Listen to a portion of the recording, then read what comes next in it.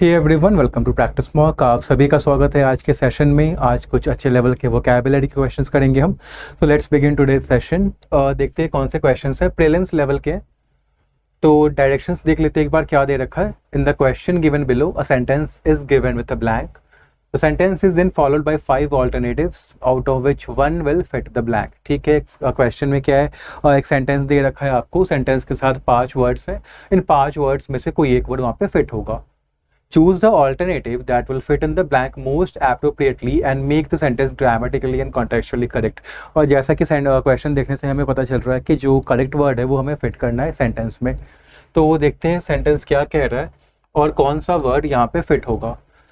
Sentence हमसे कह रहा है कि the administration has taken positive steps to dash the education system. Administration है, उसने पॉजिटिव स्टेप्स, अच्छे स्टेप्स लिए हैं एजुकेशन सिस्टम को कुछ करने के लिए। अब स्टेप्स लेते हैं और अगर स्टेप्स पॉजिटिव हैं तो पॉजिटिव रिजल्ट देंगे, तो पॉजिटिव इम्पैक्ट पड़ेगा एजुकेशन सिस्टम का। जैसे हम देख रहे हैं यहाँ पे पॉजिटिव है, तो यही पॉजिटिव इम्पैक्ट यहाँ भी पड़ेगा।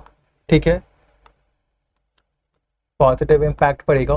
तो हमें वैसा ही कुछ वर्ड यहाँ पे फिट करना है जो कि पॉजिटिव मीनिंग कन्वे कर रहा हो। ठीक है, उसके बाद हम देखते हैं यहाँ पे ग्रामर का एंगल क्या है। तो यहाँ पे टू लगा है और हमें एक्शन बताना है, क्योंकि उन स्टेप्स ने एजुकेशन सिस्टम को कुछ किया होगा, उन पे इम्पैक्ट किया होगा, यानी एक्शन की बात हो रही है। तो वर्ब आएगा और हमें पता है कि टू के साथ हमेशा वर्ब की फर्स्ट फॉर्म आती है, क्योंकि ये इन्फिनेटिव स्ट्रक्चर होता है, इन्फिनेटिव। ठीक है, तो टू के साथ वर्ब की फर्स्ट फॉर्म देखते हैं। ये है वर्ब की फर्स्ट फॉर्म, ये हो सकता है। डिवाइस्ड का मतलब होता है क्रिएटेड या फिर इन्वेंटेड। तो देखो ये तो वर्ब की सेकंड और थर्ड फॉर्म है, तो ये नहीं होगा, डिवाइस्ड नहीं होगा। सिमिलरली वहाँ पे लिखा है रेनोवेटेड, ये भी वर्ब की सेकंड और थर्ड फॉर्म है। इसका मतलब होता है किसी चीज़ को फिर से इम्प्रूव कर देना, और ये मोस्टली बिल्डिंग्स या फिर फर्नीचर इन कॉन्टेक्स्ट में यूज किया जाता है। रेनोवेट का मतलब होता है फिर से बिल्डिंग की मरम्मत कर दी, पेंट वगैरह कर दिया, मरम्मत कर दी फर्नीचर की, उसको फिर से पेंट कर दिया, तो रेनोवेट का सेंस वहां पे आता है। ठीक है, रिवैम्प का भी मतलब इम्प्रूव करना होता है। ठीक है, और ये वर्ब की फर्स्ट फॉर्म भी है, तो ये हो सकता है। डिस्पेल का मतलब होता है रिमूव करना, और हम जनरली इमोशंस के साथ यूज़ करते हैं डिस्पेल को। जैसे डाउट्स को डिस्पेल कर रहे हैं हम, फियर को डिस्पेल कर रहे हैं, या रूमर्स हो गए उनको डिस्पेल कर रहे हैं। नहीं, डिस्पेल हमेशा मोस्टली नेगेटिव हम वर्ड्स के साथ यूज़ करते हैं, तो डिस्पेल यहाँ पे नहीं आएगा। ठीक है, क्योंकि यहाँ पे भगाने का सेंस दे रहा है। जैसे कि रिमूव, और किसको करेंगे, फियर को कर सकते हैं हम, डाउट्स को कर सकते हैं। ठीक है, तो ये भी नहीं आएगा, डिस्पेल नहीं आएगा। अब बचा रिवैम्प या इंक्रीज। ठीक है, तो पॉजिटिव स्टेप्स लिया है एजुकेशन सिस्टम को इम्प्रूव करने के लिए। सिस्टम को हम इंक्रीज नहीं करते हैं। सिस्टम तो कोई ऐसा कोई क्वांटिटेटिव मेजर नहीं है, उसको कोई क्वांटिटेटिव ये ऑब्जेक्ट नहीं है जिसको हम मेजर कर सकते हैं, जिसको हम इंक्रीज या डिक्रीज कर सकते हैं। ठीक है, सिस्टम तो सिस्टम है, उसको हम रिवैम्प इम्प्रूव कर सकते हैं। वो सिस्टम इम्प्रूव हो सकता है, सिस्टम चेंज हो सकता है, सिस्टम आपका वर्क नहीं कर सकता है। ठीक है, बट इंक्रीज डिक्रीज का उसमें सेंस नहीं आता, तो आपका रिवैम्प होगा correct answer, increase correct answer नहीं होगा। ठीक है, पूरा कॉन्टेक्स्ट था इसमें आपका। ओके, समझ में आ गया। नेक्स्ट क्वेश्चन पे आते हैं। क्या है, health and education sectors are two of the most dash sectors in the global market. Health और एजुकेशन सेक्टर की बात कही गई है कि ये ऐसे दो सेक्टर है जो कि ग्लोबल मार्केट में सबसे ज़्यादा कुछ हैं। ठीक है, यानी कि हमें विशेषता बतानी है, डिस्क्रिप्शन देना है कि क्या है वो, किस तरह के क्या है वो। ठीक है, कैसे सेक्टर्स हैं। हेल्थ एंड एजुकेशन सेक्टर जो है वो टू ऑफ द मोस्ट कैसे सेक्टर है ग्लोबल मार्केट के, हमें बतानी है। क्या डिस्क्रिप्शन यानी एडजेक्टिव का नीड है यहाँ पे। एक और है, ग्रामर एंगल भी देख लेते हैं। मोस्ट लगा है, हमें पता है मोस्ट के साथ क्या लगता है, या तो एडजेक्टिव लगता है या फिर एडवर्ब लगता है। ठीक है, हमें पता है सेक्टर्स नाउन है, नाउन से पहले क्या आता है, एडजेक्टिव आता है, हमें यहाँ पे एडजेक्टिव चाहिए, ठीक है। इस तरह से भी आप कर सकते हो या फिर कॉन्टेक्स्ट देख के भी आप कर सकते हो, दोनों हेल्प होता है। अगर किसी को कॉन्टेक्स्ट और ग्रामर एंगल दोनों क्लियर है तो वो तो काफ़ी इजीली क्वेश्चंस कर ले जाएगा, ऊपर से प्रीलिम्स लेवल क्वेश्चन है तो सेकंड्स में कर लेगा सॉल्व, ठीक है। अब हम क्या करेंगे, एलिमिनेट कर देंगे। बेनिफिट का मतलब क्या होता है, इसका मतलब होता है एडवांटेज, और ये एक नाउन है, ये क्या है, ये नाउन है, ये गलत हो गया। नेसेसिटी का मतलब क्या होता है, ये होता है नीड या फिर रिक्वायरमेंट, ये भी आपका नाउन है, ठीक है, ये भी गलत हो गया। प्रॉफिट का मतलब क्या होता है, जो आपका जो आपने किसी चीज को सेल किया उसमें आपका खर्चा को निकाल के जो पैसे बचते हैं उसको ही प्रॉफिट कहते हैं, ठीक है। तो ये भी नाउन है, जो सम बचा हुआ है आपके पास उसको ही कह रहे हैं, सम ऑफ मनी को ही कह रहे हैं, तो ये भी नाउन है, तो ये भी गलत हो गया। लुक्रेटिव होता है प्रॉफिटेबल, ठीक है, मतलब कि ऐसा कोई हो गया, कोई सेक्टर हो गया, इस सेक्टर के ही सेंस में लेके चलते हैं। अगर किसी सेक्टर को हम लुक्रेटिव कह रहे हैं, किसी प्रोजेक्ट को हम लुक्रेटिव कह रहे हैं, किसी प्रोडक्ट को हम लुक्रेटिव कह रहे हैं, गुड्स को लुक्रेटिव कह रहे हैं, मतलब कि वो काफ़ी प्रॉफिटेबल है, ठीक है। दूसरा इंपॉर्टेंस हो गया, ई वाला, ये भी नाउन है। इंपॉर्टेंस सिग्निफिकेंस को कहते हैं, कितनी क्या जरूरी है, कितना जरूरी है वो बताता है, तो सिग्निफिकेंस, ठीक है, ये भी नाउन है तो गलत हो गया। तो सारे के सारे नाउन थे, लुक्रेटिव ही आएगा यहाँ पे। कहने का मतलब ये है कि हेल्थ एंड एजुकेशन सेक्टर ऐसे दो सेक्टर्स है जो सबसे ज़्यादा प्रॉफिटेबल सेक्टर्स है ग्लोबल मार्केट पे, मतलब सबसे ज़्यादा पैसा आप हेल्थ और एजुकेशन सेक्टर से कमा सकते हो, ये कहने का मतलब है सेंटेंस का, ठीक है। थर्ड में आते, she is an aware citizen who has always dash to contribute to the progress of the country. वो एक अवेयर जागरूक सिटीजन है जिसने हमेशा किया है कुछ, क्यों किया है, क्योंकि उसको कंट्री के विकास में, प्रोग्रेस में कंट्रीब्यूट करना था, अपना हेल्प करना था, ठीक है। अब यहाँ पे हम देख पा रहे हैं कि यहाँ पे हैज लगा है, ठीक है। तो हैज क्या होता है, हमें पता है हैज के बाद क्या आ सकता है, तो हैज के बाद या तो कोई नाउन आ सकता है, जैसे ही हैज अ कार, ठीक है, उसके पास एक गाड़ी है। या हैज के बाद आता है आपका वर्ब 3 जो एक्शन बताता है, जैसे he has driven the car, उसने गाड़ी चला रखी है, ठीक है। दो है चीजें, ठीक है। अब यहाँ पे देखते हैं who has always dash, हम यहाँ पे नाउन नहीं रख सकते, क्यों, क्योंकि इसी एक ऑलवेज क्या है, ऑलवेज है एडवर्ब, ठीक है। ये क्या बता रहा है कि कोई चीज हमेशा हो रही है, तो किसी एक्शन को बताएगा ऑलवेज, तभी कहते हैं he is always talking, he always goes for a walk, तो एक्शन को बताता है। ऑलवेज मतलब कि हर, हमेशा होता रहता है, फ्रीक्वेंट है, हमेशा होगा, तो एक्शन को बताएगा। तो हमें एक्शन चाहिए यहाँ पे, क्योंकि ये एडवर्ब है और ये वर्ब को यहाँ पे कर रहा है मॉडिफाई, और हैज़ के साथ वर्ब हमेशा थर्ड फॉर्म की आती है, ठीक है। थर्ड फॉर्म में हम देख रहे हैं कि एक ही वर्ड है विश्ड, ठीक है, जिसका मतलब होता है डिजायर्ड, कि उसने चाहा। वो एक जागरूक सिटीजन है जिसने हमेशा ये चाहा है, क्या चाहा है, कि कंट्री के प्रोग्रेस में, विकास में वो अपनी कंट्रीब्यूशन दे, तो विश डिजायर्ड आपका सही आंसर हो जाएगा। एडमायरिंग आईएनजी फॉर्म है, इसका मतलब होता है किसी की प्रशंसा करना, किसी को मतलब अप्रूवल देना अपना कि हाँ वो अच्छा है, उसका एडमायरिंग कहते हैं। आईएनजी फॉर्म है तो ये गलत हो जाएगा। प्रिपेयर करने का मतलब क्या होता है, तैयार करना, ठीक है, काफ़ी ईजी वर्ड है प्रिपेयर, तैयार करना किसी को किसी चीज़ के लिए। वर्ब की फर्स्ट फॉर्म है, ये भी गलत हो जाएगा। मोटिवेटिंग करना मतलब इंस्पायर करना किसी को, तो ये भी आईएनजी फॉर्म है। और स्टिमुलेट करने का मतलब होता है या तो उसकी किसी चीज़ की स्पीड बढ़ा देना, या फिर किसी चीज़ को क्रिएट करना और किसी प्रोसेस को स्टार्ट करना, ठीक है। तो ये भी वर्ब की फर्स्ट फॉर्म है, तो ये भी नहीं आएगा। एक ही था विश्ड। तो हमने क्या किया, दो लास्ट के दो क्वेश्चन में हमने देखा कि ग्रामर से ही सॉल्व हो गया था, बट ग्रामर के कॉन्सेप्ट आपको पता होने चाहिए, तभी आप उनको इफेक्टिवली यूज कर पाओगे वो क्या आपके क्वेश्चन में। लाइक सपोज कि आपको मतलब नहीं पता होता अगर इन वर्ड्स का, और ये सारे वर्ड्स अलग अलग वर्ब फॉर्म के होते हैं, और आपको ये पता होता है कि हैज़ के साथ वर्ब की थर्ड फॉर्म आएगी, तो आप आराम से वेस्ट को वहाँ पे, अगर वो सिर्फ वही वर्ब की थर्ड फॉर्म होता तो फिर आप आराम से कर सकते थे, ठीक है। क्योंकि अगर वो कैप पता है तो वो तो हमेशा आपका यहाँ पे हेल्प करेगा। वो कैप पता है आपको, कॉन्टेक्स्ट पता है, तो ये जैसे फिलर का क्वेश्चन वो कैप का क्वेश्चन है, तो हमेशा आपको हेल्प करेगा वो वहाँ पे, ठीक है। पर ग्रामर भी बैक में काम करता रहता है, ग्रामर वो कैप साथ में काम करते रहते हैं यहाँ पे, ठीक है। तो दोनों का पता होना आपको जरूरी है। ओके, 4 देखते हैं, नेक्स्ट क्वेश्चन पे आते हैं।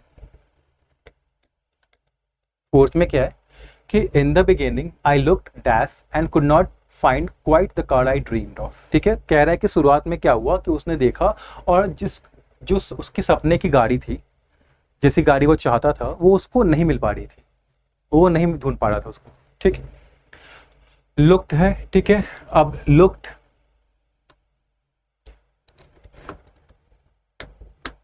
और यहाँ पे ऑप्शंस देखें तो after, around, above, out, down, यानी कि सारे के सारे प्रेपोजिशन है। तो हमें पता है कि वर्ब प्लस प्रेपोजिशन क्या बनाता है, तो वर्ब प्लस प्रेपोजिशन बनाता है आपका फ्रेजल वर्ब। ठीक है, हमें यहाँ पे फ्रेजल वर्ब से फिट करना है जो कॉन्टेक्स्ट दे। तो कहने का मतलब क्या है कि वो इधर उधर, क्योंकि कैसे कैसे देखेगा वो। ठीक है, तो सबसे पहले हम क्या करते हैं, सारे लुक्ड के साथ सारे वर्ड्स प्रेपोजिशंस की मीनिंग निकालते हैं। ठीक है, लुक के साथ आफ्टर का मतलब होता है केयर करना। ठीक है, लुक के साथ अराउंड का मतलब होता है फाइंड करना, फाइंड एवरीवेयर। लुक के साथ अबव का मतलब होता है ऊपर देखना। ठीक है, लुक अबव, ऊपर दिख रहा है। अगर हम लुक के साथ आउट को कर दे तो होता है केयरफुल रहना, बी केयरफुल या बी कॉशियस, कि ध्यान रखो।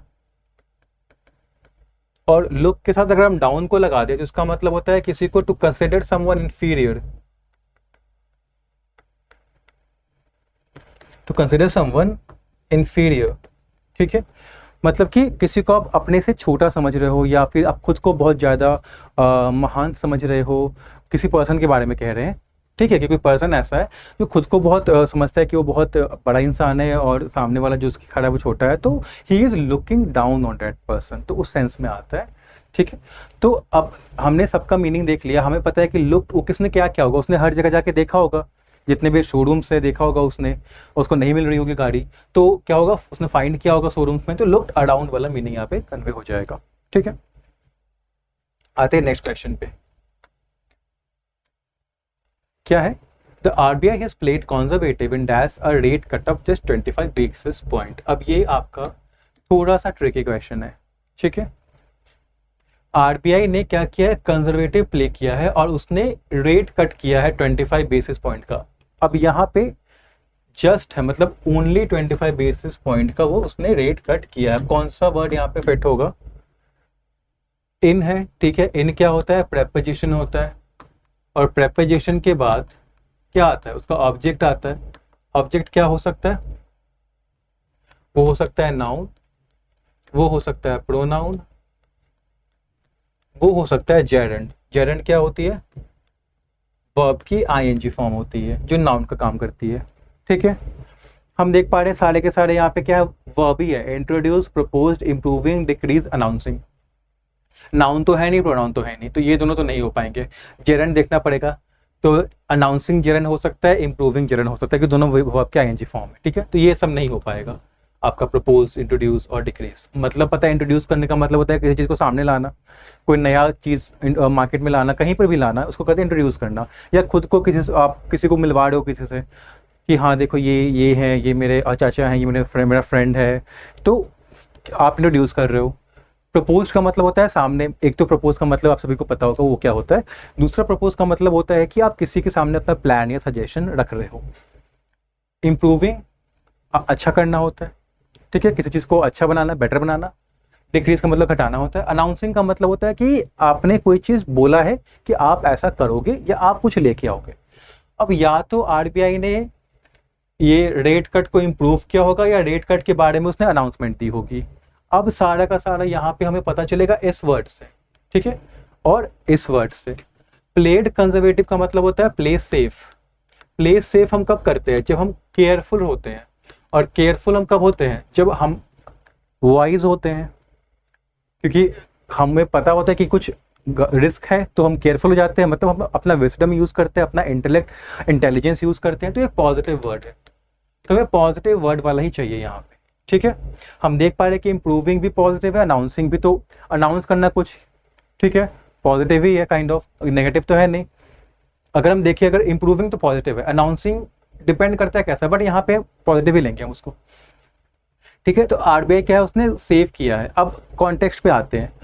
इम्प्रूविंग, अगर मैं पे इम्प्रूविंग लिख दे कि हाँ उसने रेट कट को इम्प्रूव किया है, पर आगे जस्ट लिखा हुआ है, जस्ट का मतलब होता है ओनली, तो इम्प्रूविंग ओनली 25 बेसिस पॉइंट, हम कह रहे हैं कि उसने बस इतना ही इम्प्रूव किया है, तो ये दोनों मिला के नेगेटिव मीनिंग देंगे कि बहुत ज़्यादा इम्प्रूव नहीं किया है, इतना ही किया है, तो इम्प्रूविंग नहीं हो पाएगा।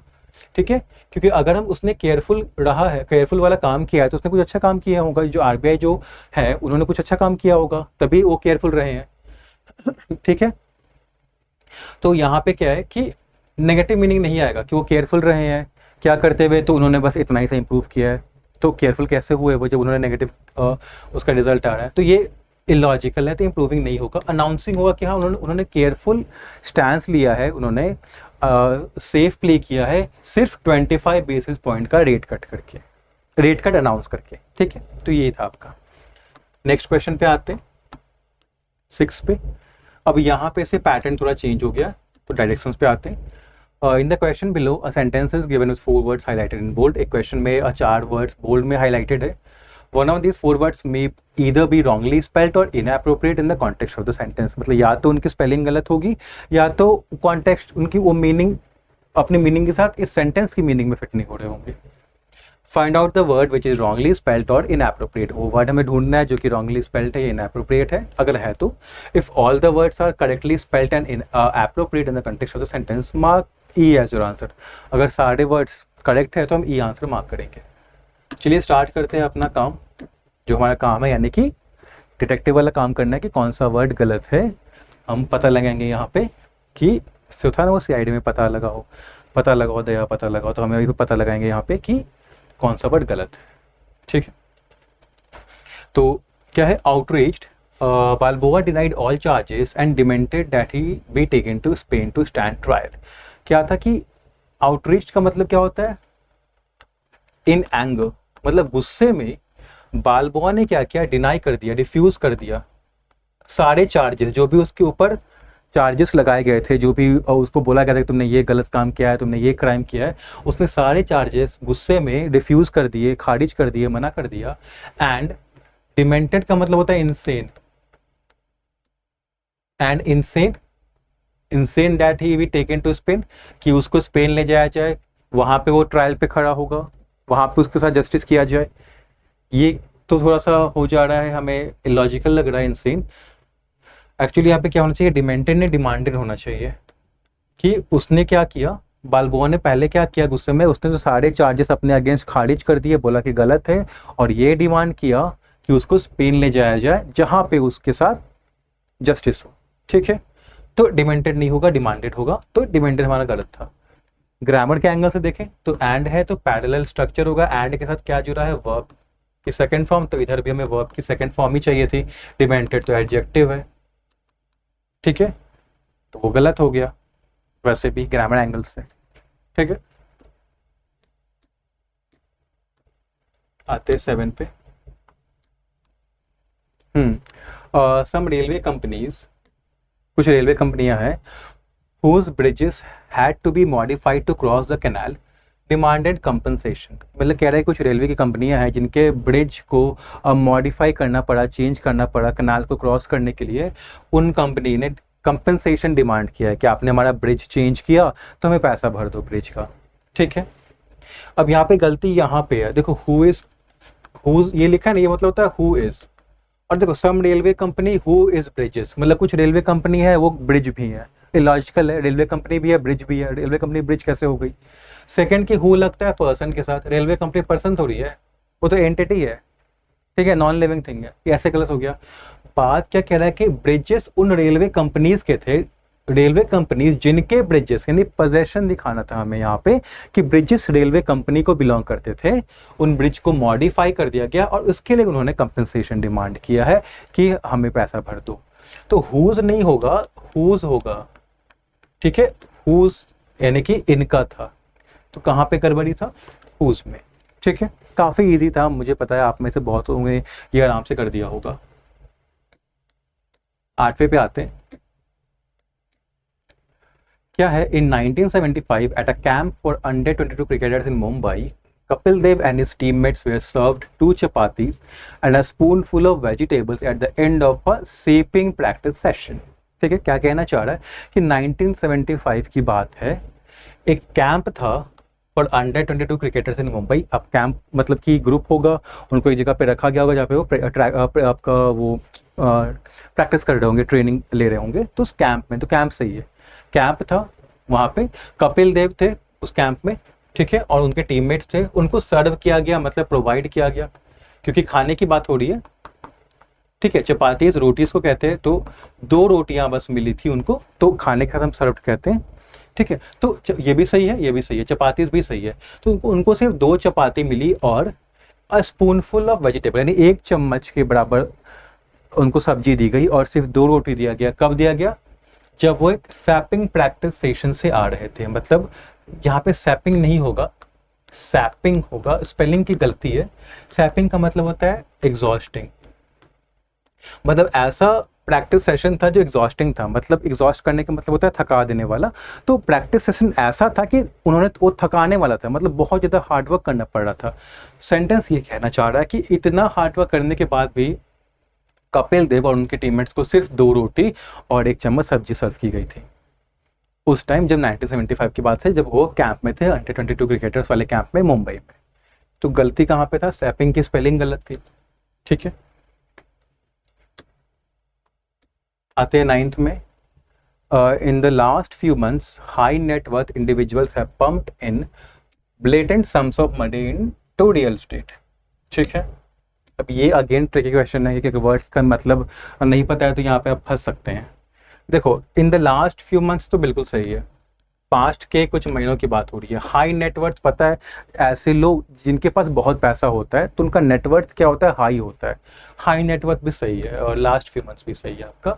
हाई नेटवर्थ इंडिविजुअल्स है पम्प्ड इन। पम्प्ड इन का मतलब होता है कहीं पे प्रोवाइड किया है, कहीं पे डाला है। क्या डालते? पैसा डालते हैं, कहीं पे इन्वेस्ट किया होगा कहीं पे, ठीक है। कहाँ पे इन्वेस्ट किया? तो दिया भी है, रियल एस्टेट में इन्वेस्ट किया है, बिल्डिंग्स में, आपका मॉल वगैरह में किया होगा, लैंड में किया होगा इन्वेस्ट, ठीक है। तो पम्प्ड इन यहाँ पे क्या? Blatant sums of money. Sums of money मतलब पैसे, कैसे पैसे? तो ब्लैटेंट का मतलब होता है सेमलेस। तो सेमलेस पैसे किए हैं। सेमलेस पैसे क्या होते हैं? देखो, ब्लैटेंट हम कहते हैं कि कोई ऐसा काम जो कि लोगों को गलत लग सकता है, उसको खुल्लम खुल्ला करना, तो उसको कहते हैं ब्लैटेंट, ठीक है। यहाँ पे वो कॉन्टेक्स्ट फिट नहीं होगा, ब्लैटेंट नहीं होगा, ह्यूज होना चाहिए। बहुत सिंपल सा वर्ड कि हाई नेटवर्थ वाले इंडिविजुअल से पैसा बहुत है, तो उन्होंने बहुत ज़्यादा रकम इन्वेस्ट की होगी रियल एस्टेट में। तो पम्प्ड इन का मतलब वही होता है प्रोवाइड करना, इन्वेस्ट करना। तो ह्यूज ब्लैटेंट हमारा गलत था इसमें, ठीक है। आते हैं 10वां क्वेश्चन पे, लास्ट क्वेश्चन है। क्या है कि minting of Boolean coins began in 1957। Minting start हुई, मिंटिंग यानी कि कॉइन को प्रिंट करने का जो प्रोसेस होता है जिससे नए कॉइन्स बनते हैं, उन कॉइन्स की प्रिंटिंग स्टार्ट की गई 1957 में। क्या करने के लिए? तो टू सेटिस्फाई, एक डिमांड था, उसको सेटिस्फाई करना था। किस चीज़ की डिमांड थी? तो demand for authentic sovereign coins. Authentic यानी कि जेन्युइन, रियल सॉवरेन कॉइन्स की डिमांड थी, जिसको सेटिस्फाई करने के लिए बुलियन कॉइन्स की मिंटिंग स्टार्ट की गई 1957 में। और जो सॉवरेन कॉइन्स थे विच सफर्ड फ्रॉम हैवी काउंटरफिटिंग, और इन सॉवरेन कॉइन्स की बहुत काउंटरफिटिंग हुई थी, मतलब बहुत सारी नकली कॉपियां बनाई गई थी। तो ये सेंटेंस आप होमवर्क में करोगे, ओके, होमवर्क में करना है इसको, और आंसर कमेंट सेक्शन में बता देना। और साथ ही साथ देखो, जितने भी सेशंस लिए हैं अभी तक एसबीआई क्लर्क के लिए, हालांकि वो सारे बैंक एग्जाम में आपको फ़ायदा देंगे, क्योंकि सारे टॉपिक्स हमने काफ़ी ईजी, काफ़ी एप्रोप्रिएट वे में, काफ़ी स्ट्रक्चर्ड वे में, काफ़ी एग्जाम रिलेवेंट वे में आपको पढ़ाया है, ठीक है। चाहे वो आरसी हो, रीडिंग कॉम्प्रिहेंशन, चाहे पैराजम्बल हो, क्लोज पैसेज हो, एरर डिटेक्शन हो, कोई भी टॉपिक हो, तो आपके सारे बैंक एग्जाम में काम देंगे। सिर्फ एसबीआई क्लर्क में ही नहीं, एसबीआई पीओ में भी, और अपकमिंग जितने भी बैंक एग्जाम्स हैं उनमें के भी इंग्लिश सेक्शन में काम देंगे, ठीक है। तो उन सेशंस को आप लोग जरूर देख लेना, अगर आपने नहीं देखा तो देख लेना। उन सेशन से रिलेटेड अगर कोई डाउट है आपका, किसी क्वेश्चन में डाउट है आपको, या फिर कोई सजेशन है, तो उसका डिस्कशन हमारे प्रैक्टिस मॉक का एक ग्रुप है, टेलीग्राम ग्रुप है, ठीक है। टेलीग्राम ग्रुप है, ग्रुप का नाम क्या है? ग्रुप का नाम है practice mock mission bank PO clerk. तो वहाँ पे आप अपने क्वेश्चंस डाउट्स भेज सकते हैं। वहाँ पे मैं हूँ, दीप्ति मैम है, या फिर अगर रीजनिंग का डाउट है तो रीजनिंग के जो एक्सपर्ट्स हैं, क्वांट्स का है तो क्वांट्स के एक्सपर्ट हैं, जीए के एक्सपर्ट हैं, वो क्वेश्चन आपका डाउट वहाँ पे सॉल्व कर दिया जाएगा। अगर आपको हमारे सेशंस में कोई डाउट है या फिर हमारा मॉक आप दे रहे हो, मॉक में कोई क्वेश्चन आपको समझ में नहीं आया या क्वेश्चन आपको लग रहा है कि गलत है, या क्वेश्चन में लग रहा है कि एक्सप्लेनेशन आपको मतलब ठीक से समझ नहीं आ रहे हो, आपको समझने की ज़रूरत है, तो आप वहाँ पे डिस्कशन कर सकते हो। वहाँ पे डिस्कशन एक्सपर्ट्स होते हैं, वो वहाँ पे आपका डाउट पूरी तरह से सॉल्व कर देंगे और क्लियर कर देंगे कि हाँ, अगर आपको क्वेश्चन गलत लग रहा है तो क्वेश्चन गलत है या फिर आपने थोड़ा अलग वे में समझ लिया था, वो क्वेश्चन गलत नहीं था। ठीक है, तो वो चीज़ आपकी वहाँ पे हो जाएगी। ठीक है, तो ये वाला ग्रुप ज़रूर ज्वाइन कर लेना। उसके बाद सेशन यहाँ पे हम एंड कर रहे हैं, ये क्वेश्चन होमवर्क में कर लेना। उसके बाद देखो ऑफर अभी भी चल रहा है रिपब्लिक डे का। अगर आपको कोई रिसोर्स की नीड है, आपको मॉक्स लेने हैं, आपको पीडीएफ कोर्स लेना है, आपको वीडियो कोर्स लेना है, तो आप Republic day offer India INDIA लगा के फ्लैट 40% ऑफ ले सकते हो।